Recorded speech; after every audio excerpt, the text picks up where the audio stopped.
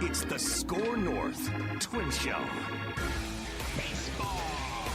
It is a rainy day for baseball on opening day here from Busch Stadium. Declan Goff here in St. Louis. Mackey, Judd back in the home front in the Twin Cities. Let me rotate this camera and not completely destroy my tripod. This is the current conditions right now. Wow. At but you know St. what? Louis. Like the best fans in baseball that they are. There's 50,000 people sitting in their rain-soaked chairs an hour, 2 hours before drinking buds. first pitch. Drinking Oh my their gosh. drinking their Budweisers. I did hear that. So Budweiser's the long-time domestic sponsor, Yep. right?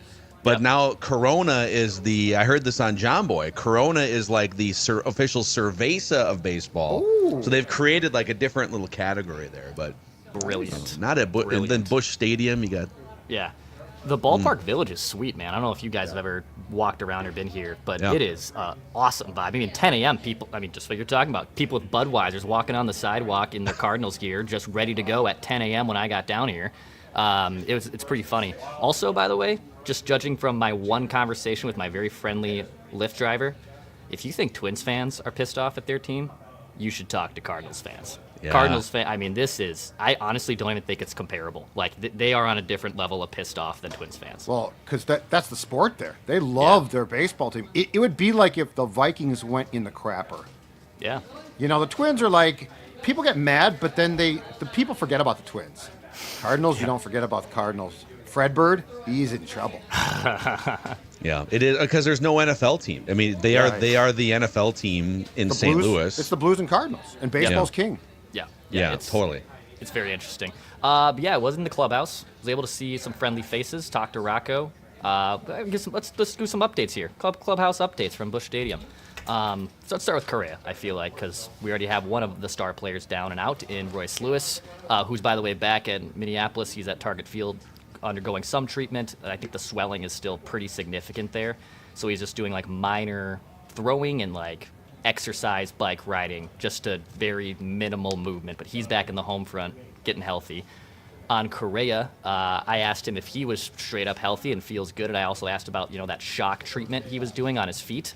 That was incorrect. That when he first started this, he told me last year that it was so painful, like it would make him cry. Like it was that painful. And I said, "Is that the same thing now? Have you built up a tolerance?" He said, "It's honestly, it's second nature. I don't really notice a difference." I did notice the New Balance cleats though are on. He's got New Balance cleats, which is very interesting because I think he used to have the Nike because he cleats. was the Nike thing because he's been a Nike athlete for what I don't know how many years, right? But Yeah. But wasn't that a big thing the last couple of years that, well, Nike's giving you all this money, but New Balance makes a more comfortable cleat? Is that what's happening? Yeah, I think so. And that's what I've also, I'll just full disclosure. I'm not really a Nike guy myself. I find their shoes incredibly uncomfortable. That's why I don't wear them. But New Balances apparently are much better for your foot. I feel like New Balance got a bad rap there. It was like the stepdad shoe for a while. was. But now like Shohei Ohtani is New Balance, right? If I'm paying your contract and you're a baseball player, you're wearing whatever shoe is going to work to help you play more. Like basketball, I sort of get because it's the sneaker, right? But like if you're a Nike guy and you say, "Well, I'm a Nike guy," I'd say, "No, Nike's not paying you nearly as much as I am, right? You're wearing the shoes that our trainers, our athletic staff comes up with." So but what's funny though isn't like now that we're on this rabbit hole, aren't there some instances where athletes are making more money off their shoe and merch? Like Michael Jordan was making more money off of Nike and Air Jordan than he was from the Chicago Bulls and the Washington Wizards, right? I'm sure Caitlin Clark is making more from her shoe deal than she is from her basketball team. Well, yeah, I mean, she makes $75,000 from her basketball. Right, but I'm team. just saying there were, but I would have told Carlos, "Hey, dude, you're gonna wear what we tell you to wear." I'm glad that happened. Yes. So New Balance, let's go. Make New Balance cool again. Shohei and Carlos.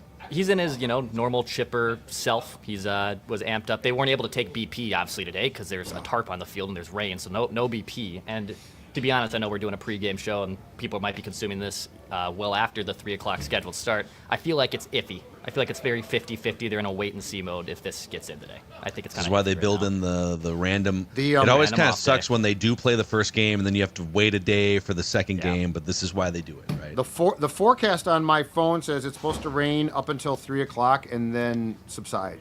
Yeah. So hopefully it's just a delayed start, but we start around 4 o'clock or so. Yes. Asked Rocco about the Matt Wallner leadoff experience that we're going to now be in with to start the 2025 season. And I asked, when did that start? When did you think of it? Is this like a harebrained idea? Did you just put him in the leadoff spot in spring training and decide, hey, this kind of works? He made a joke. He said, when I'm up with my kids at 1 or 2 in the morning, I got a lot of weird ideas that pop in my head. And he was like, and Matt Wallner being the leadoff hitter might have been one of them. But in reality, he was also talking about, if I can get that guy an extra 50 to 60 at-bats per year, why wouldn't I? I mean, and his numbers dictate it. We'll see if he gets maybe some more run against lefties. I would bet he doesn't lead off against a lefty if that is the case. I think Martin Perez on Monday in Chicago is the first lefty they're scheduled to face. So we'll see how that lineup looks then. But that was the main reason why I wanted to get Wallner some leadoff run. Just to be clear, though, it's not harebrained, correct? I feel like Dex. I feel like you talked about this like a month ago or more, and it feels like with where baseball is now, it actually makes sense. I feel like it's being framed now as, the Twins are doing this really unique, unusual thing, and it feels to me like they're doing something that has certainly become more prolific in baseball in probably the last 5 to 10 years, right? Yeah, I mean, I was pontificating before the start of last season. Put him in the 2-hole. Put him in the 2. Like, if his OBP is this good and he does move faster than I think people give him credit for, why wouldn't you move that guy from 5 or 6 in your lineup to 1 or 2? Yeah, well, Rocco hit on, because we sit here and talk about, on base percentage versus toolsy contact speed tools and like what do you really want in that leadoff spot? And he kind of nailed the biggest reason why you'd put a Matt Wallner or any of your 3 or 4 best hitters up there, getting them extra at bats. In fact, last year, just the Twins, and this is the case across all teams, the leadoff slot came to bat 150 more times than the 9-hole, for instance. Right. And if you go down the order, it was 750 leadoff plate like batting first in the order plate appearances. Then it was 20 fewer for the number 2 hitter. It was 40 fewer for the number 3 hitter. And like, for instance, the difference between Matt Wallner batting leadoff, if it happened all season for 162 games, and batting 6th, because I think like he kind of profiles as like a number 5 or number 6 hitter in some ways too, right? He's a power guy who strikes out quite a bit, so you want some guys on base. Well, the number 1 slot in the order came to bat 90 more times than the number 6 slot in the order last year for the Twins. So if you want to get one of your best hitters, right, 50, 70, 80 more plate appearances, bat him higher in the order. It makes sense. Yeah, and Rocco touched on the fact of, is he your conventional speed guy, or even, and we've gotten away from that in baseball. Like when I made that joke with Royce, I think yesterday on Unchained about like the Luis Castillos. I mean, Denard Span retired from baseball, and his last year in baseball, he was still like a 740 OPS guy, but no one really wanted him because he couldn't slug, and they didn't value him as a bat despite him hitting like 270, right? So I think just in general, baseball's moving to that type of player. I mean, Kyle Schwarber's the most extreme example, and I know I'm kind of tongue-in-cheek with that comparison, but I mean, it does make sense. I could do it. 9-9-9 challenge today for if this game gets banged. I'll create a new 9th inning. But yes, we could do that. That's 9 innings, 9 beers, and 9 hot dogs. 9 People hot want dogs. Dex to do the 9-9-9 challenge here today. You get the extra time if the game starts and then it gets delayed. You do get the extra time built in there to take a deep breath.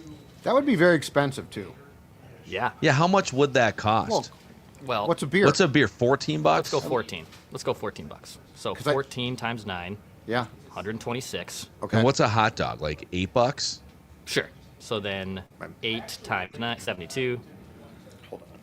So that's like $200. What's a traditional hot dog cost? Plus your ticket. It gets pretty expensive. Yeah. That's a $200 day at the ballpark. And plus you'll puke. Or you might puke.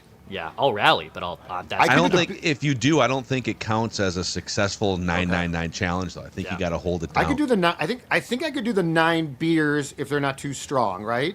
Yeah, you need like Mick Ultras. But the hot dogs. If I did 9 hot dogs and 9 beers, I don't think I'd make it. It's on Hubbard. Steve says throw it on the Hubbard expense report. No problem at all. We'll get that right by our staff. What are these 9 hot dogs here? 9 beers? What's going on? Putting that in the memo line to our business department would be one of my favorite things. That was for the 999 challenge. I wouldn't worry too much about that. Other things from the clubhouse. So Willie Castro will get the bulk of time at second base. He was asked, is this guy your second baseman? At first, like 3 weeks ago, Rocco made the point of there might not be a guy that will get 500, 600 plate appearances from the second base side. It might be a platoon and different type of options. It sounds like they want to give Willie Castro now because of the injury to Brooks Lee, Royce Lewis. I know he wasn't going to play a lot of second. He was going to be your everyday third baseman. That threw a little bit of a wrench in things. So I would expect Willie to actually now get the bulk of second base starts.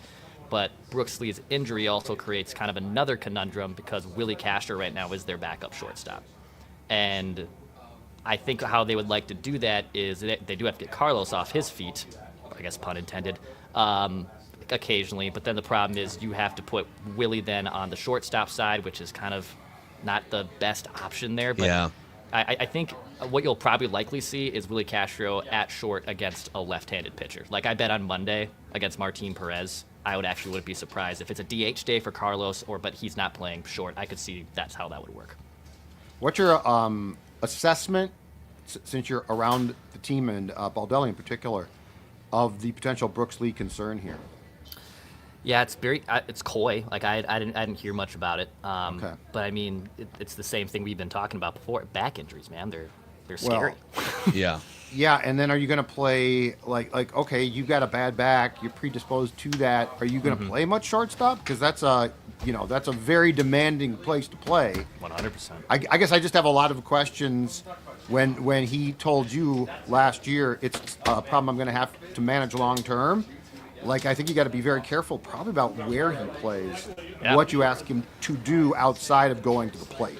And it sounds like this back injury is not related to that herniated disc that he missed time with last year. It's a different part of the back. But to me, that's even more scary. Like, the fact it's not just one area of your back. It's now multiple areas of your back, man. Like, that to me is very... We'll see. He claims that this won't be as long as a build-up and a rehab plan like it was last year, where he missed basically the first 2 months of the minor league season.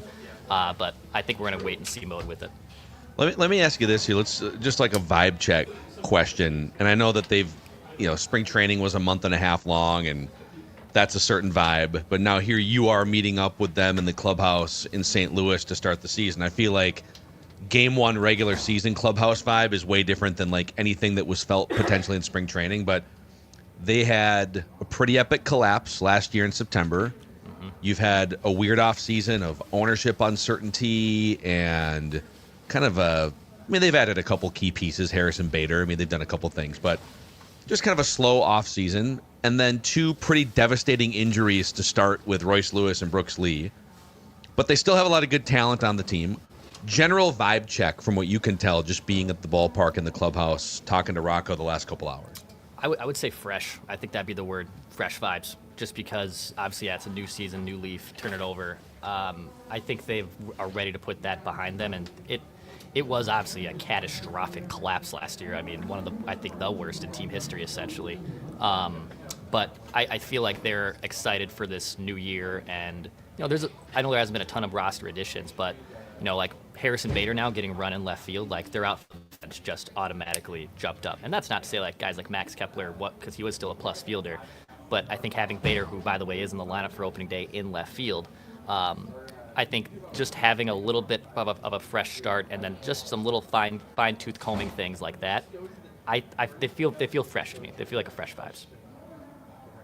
Is it to a situation, to go back to who's going to play where, do you get the feeling that Ty France is going to be the everyday guy at first base?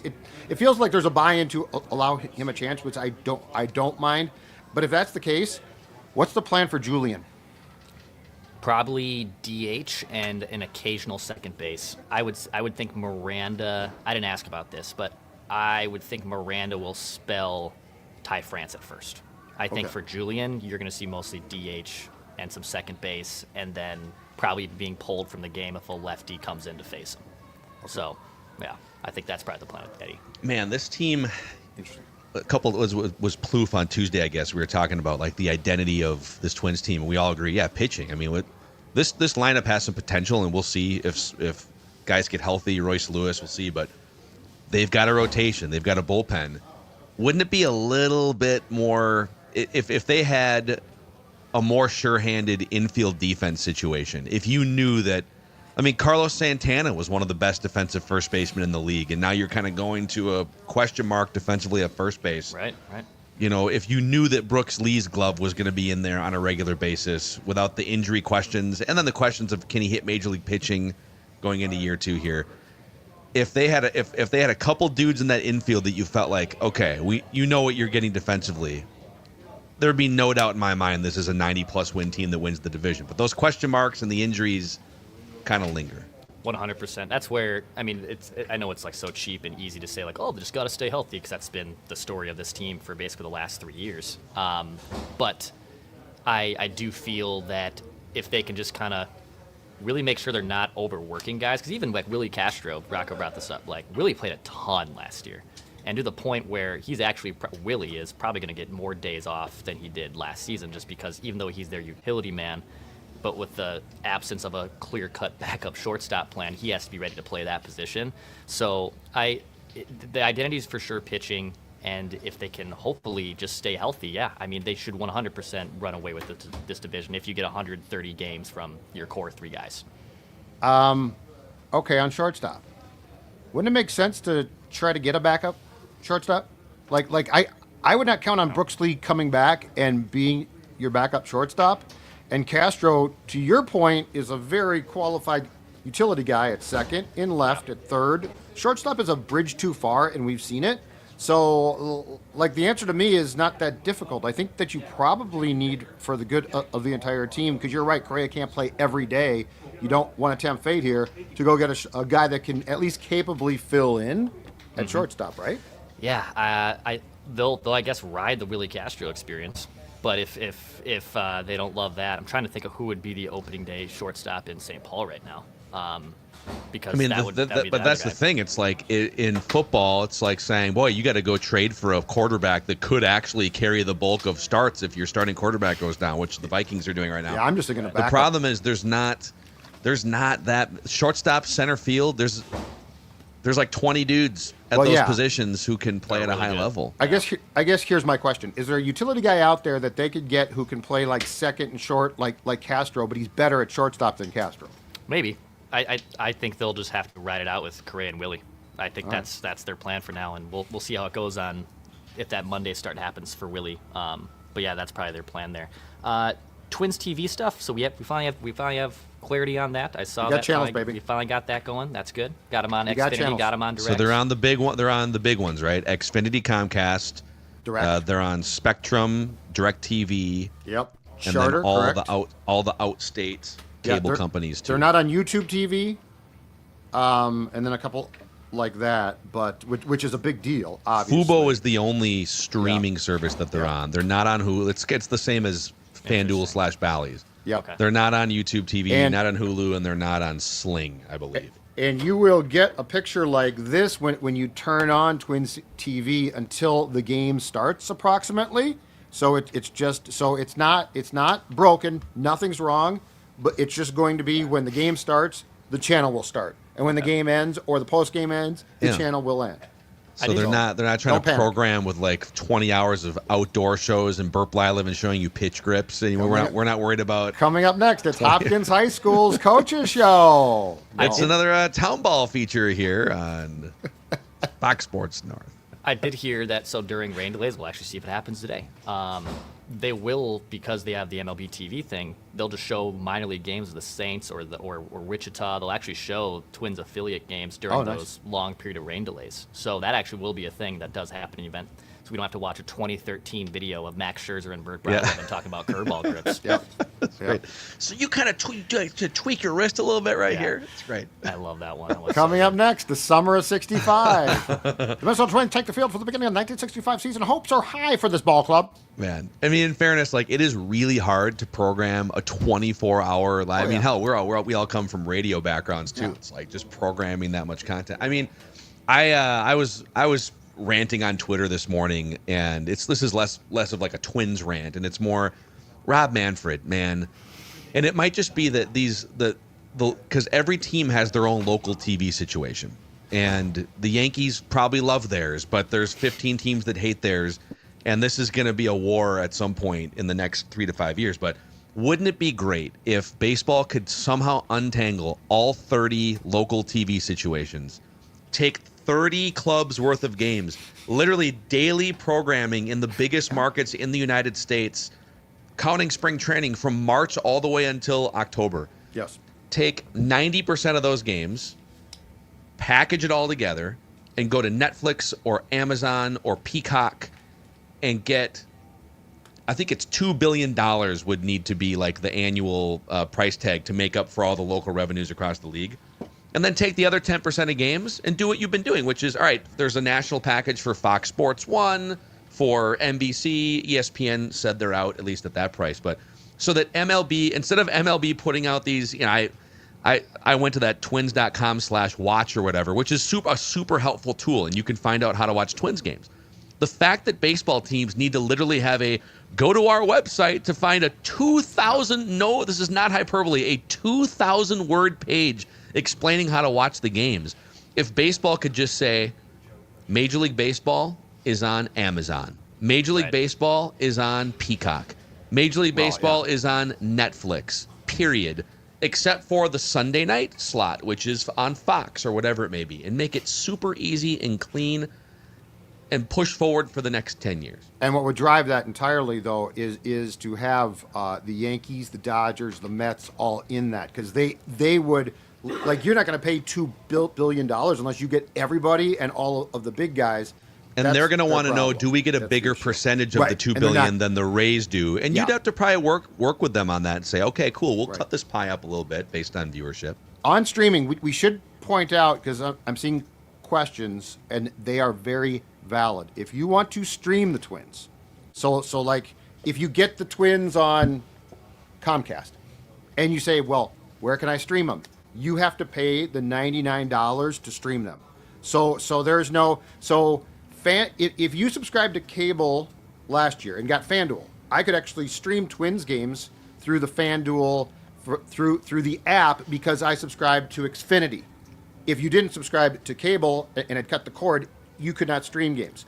Every game is now streamable, but if you get them on Xfinity, you still would have to go to twins.tv and subscribe to watch the games on your phone. Got it. So I'm just going to follow up with a dumb question just to clarify. So you are cable guy still. Cable guy. I am cord cutter guy. I have YouTube TV, which means I don't get any access to Twins games except I have a Twins TV subscription. Yes. And so the way I would watch games only is go to the MLB app, and then boom, Twins games pop up as an option because that's my tier, or on my smart TV or on my phone. So you as a cable guy, you can open up, and you've got the sports package tier. You can open up your menu of cable channels, and there's just like a Twins TV channel in there that only is active for 3 hours a day. 1261. Yep. So on Xfinity, 1261 is my channel. But I'm also paying the $99.99 to get the streaming. So that's a separate price. I'm paying two different things. I'm drowning in debt.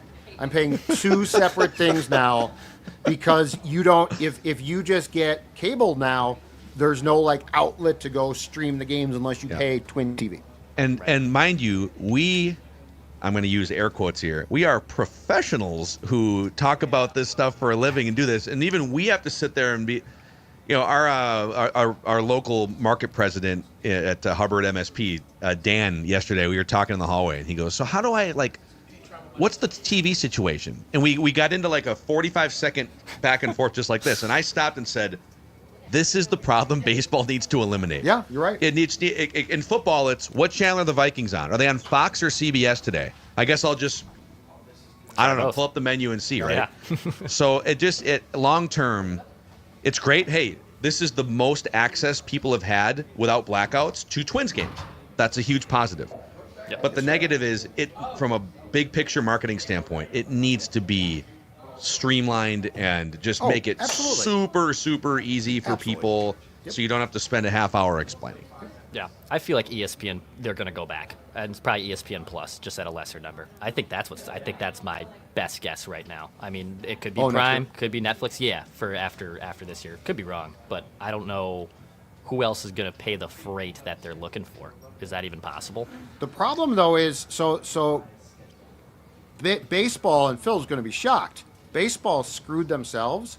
The Roku deal is not for a ton, and so ESPN, which was paying a ton, looked at that deal and said, "Hold on a second here. Let's do a deal like that." Yeah. And baseball's like, "No, we need more." So it's a very weird thing because I think if you find what the charge is for the Apple and Roku TV deals, they're not that great. And so, like, who's going to come now? Unless you get the World Series, who's going to come now and say, "Oh, we'll pay way more"? Right. I mean, Phil, at the end of the day, is right. Sport's incredibly screwed up in its media approach. It's the Roku thing. It's Sunday leadoff. It's $30 million over 3 years. So it's a real. It looks like it's a 10 a year. I don't even know if that's correct information, but ESPN was paying like $500 million a year basically for Sunday Night Baseball and some playoff games. Yes. Exactly. But to Declan's point about, because that's the question, is how valuable, even if you were able to untangle it all and say, all right, let's leverage our entire catalog of baseball games over 7 months, including spring training, and go get a Godfather streaming deal from somebody. What would that cost? What is it worth? And some of it is based on how entertaining is your product and how many people would actually watch. And baseball's trying to deal with that issue with some of the rule changes. But Dex and I are big wrestling fans. And Netflix just did a 10-year deal with the WWE for about $500 million a year for basically Monday Night Raw and maybe some other stuff. Yep. But it's like 3 hours of live programming a week, and it's a national program that does get like a couple million, 2-3 million people, maybe more, coming in. So it's a big audience.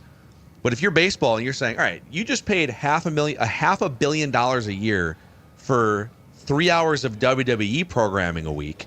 Yeah. We're going to bring you nightly programming across the biggest markets in the country for 7 months out of the year. What is that worth? And I believe, based on what's been reported, they would need to get, if you added up all the local TV deals, like the Twins used to get 55 million, but then on the top side, some of these teams are getting $200 million with their local TV.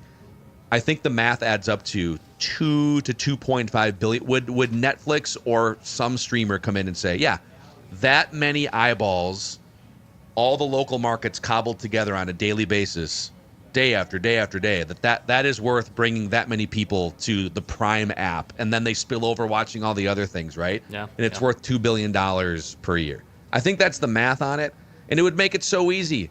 Major League Baseball, you can watch every game on Prime.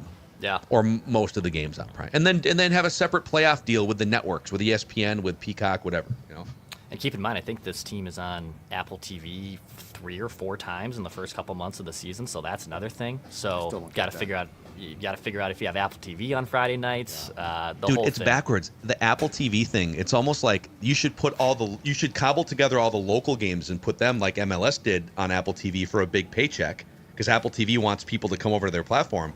But then take the national showcase games and put them on the big platforms that already exist, like Fox and ESPN and what have you.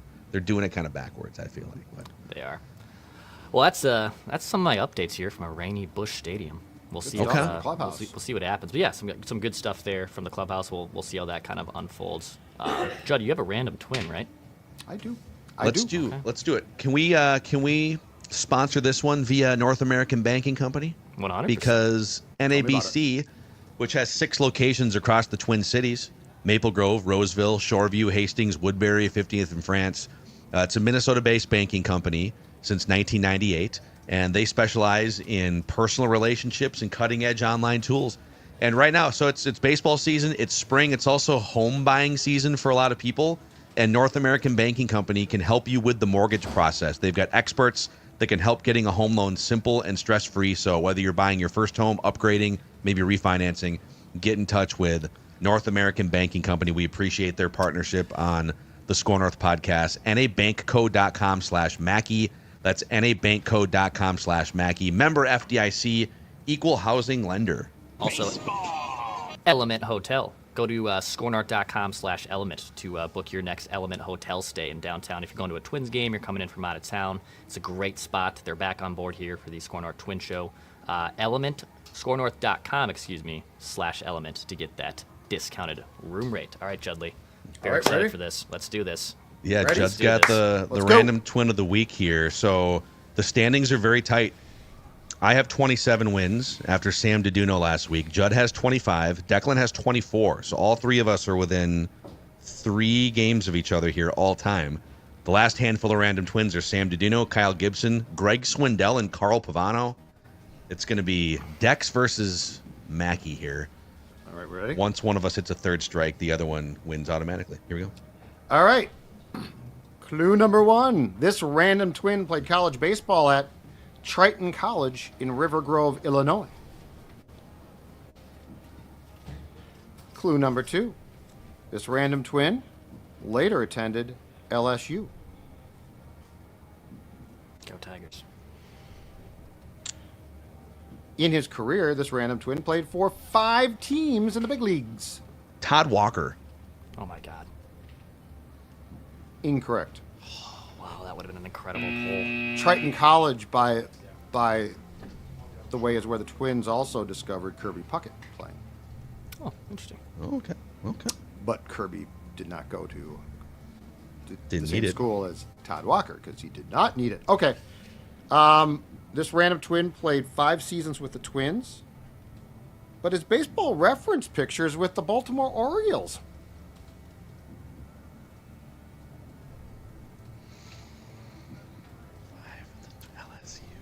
LSU's a factory, man. He didn't make his big league debut until his age 28 season. Long in the tooth. Oh wow! So he then. His positions, again, baseball reference, jack of all trades. Second, short, and third. Oh man. 5 seasons with the Twins. No, it's not him. There's an Orioles Twins pipeline too. That's like there's so many Back in the day. crossover. Back in the day. His first big league at bat, this will come with some context now. His first at bat in the bigs came with the Twins in 1992. His last came with the Buccos, the Pittsburgh Pirates, in 2003. 92 Twins. Whoa. That's a year after a World This Series is a championship. dark period. High on the hog. Actually, 92 was not dark. By the time he left, it was very dark. High on the hog is great. Yeah, I was 22 years old. Loved going to the Dome to watch the World Series champion Twins play. His only manager with the Twins was one Tom Kelly. Yeah. Right. All right, this is again. This might jog some things. I don't know. Pat Mears. That's incorrect. Although he did end with the Buccos. We already did Pat Mears, We've didn't done we? Pat Mears. Yeah, and I don't remember. That's And my I don't. bad. And I don't remember him playing. He played a lot shortstop. I don't remember if he played elsewhere or not. I'm down to my last guess here. This Yep. aggressiveness is. Yep. His home run off then Mariner Randy Johnson in the 1997 ALDS helped the Orioles win the game and the series. Wow.